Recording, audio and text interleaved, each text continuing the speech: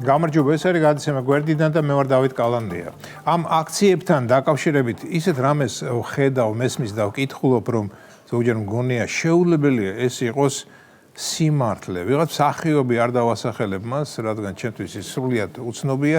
მოკლედ, ვიღაც მსახიობი წერს, თანაც ის ამას წერს რომელიღაც ჟურნალის გარეკანზე. ასეთი გონიერი პროტესტები საქართველოს გონი არ ახსოვს.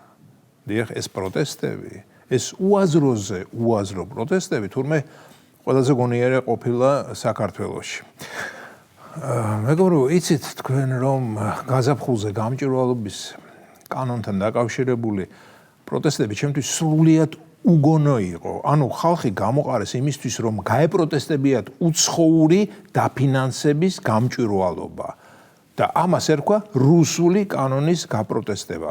მაშინ ფიქრობდი, როგორ შეაცთინეს ეს ხალხი, როგორ წამოაგეს ანკეზზე, რა უაზრობის გამოიყვანეს გარეთ მეთქი, მაგრამ თურმე სად ბანაობ ამხანაგო.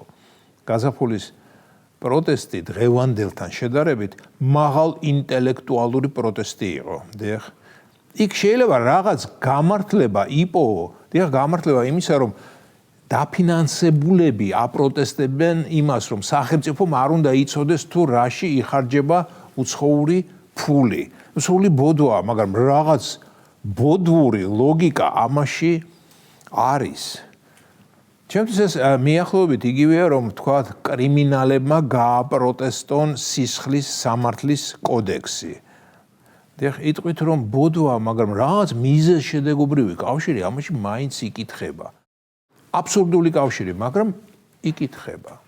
და ახლა კი ის რაც ამ დღეებში ხდება, აი ამას ლოგიკის ნატამალიც ვერ მოუძებნე. აქედანაც მომუარე, იქედანაც ზემოდან დავხედე, ქვემოდან, გვერდიდან ხომ ვაკვირდებოდი, მაგრამ არა. ვერ მივხვდი რას აპროტესტებენ.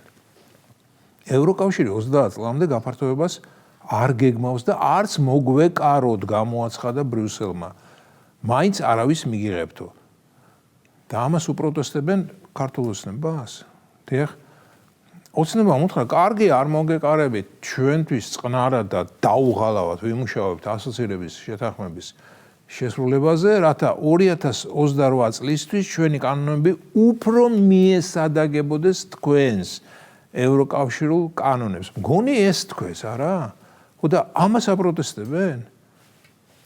წესითა და რიგით ეს საპროტესტო ტალღა თბილისში კი არა, ბრიუსელში უნდა ტარდებოდეს. დიახ, ჩვენი გულანთებული ახალგაზრდა თაობა, ყველაზე მშვენიერი თაობა მსოფლიოში, ბრიუსელში, ევროკავშირის შტაბ-ბინასთან უნდა ყოფილიყო შეკრებილი და ფეერვერკებით და ქვების შტაბ-კვარტირის კედლებზე რტყმით უნდა გაეპროტესტებინა ის, რომ ევროკავშირი არ აპირებს 2030 წლამდე გაფართოებას.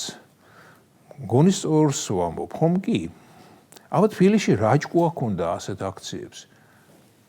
ესე იგი იმ აქციებს რომ უყურებ ესპანური სირცხვილის გრძნობა მეუფლება. ძალიან უსუსური პერფორმანსებია, მეგობრებო. ძალიან უსუსური. აი შაბათს, როდესაც პარლამენტი საქართველოს მე-6 პრეზიდენტს ირჩევდა.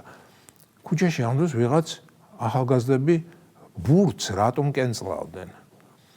ვიღაცამ თქვა, სააღონ მიხეილ ყაველაშვილი ჯერ არ აურჩევია და უკვე ბურთზე შესვა ახალგაზრდობაო, მაგრამ ეს ხუმრობა იყო. რაღაც დატვირთვა ჰქონდა იმ ბურთის კენწვლას, მაგრამ რა აი ვერ მივხვდი. დიდი ზეაზრი იგონებს ასეთ პერფორმანსებს და ჩემი პატარა ტვინი მას ვერ მისდევს. ანდა ის ქალები რომ მოდიოდნენ პლაკატით ჩემი შვილია ხელი გაუშვი. ეს რას ნიშნავს? თუ კი შენი შვილია, მას ყველაფრის გაკეთების უფლება აქვს და ის ხელშეუხებელია? გონიათ რომ ევროპაში ასეა? სტრანნა.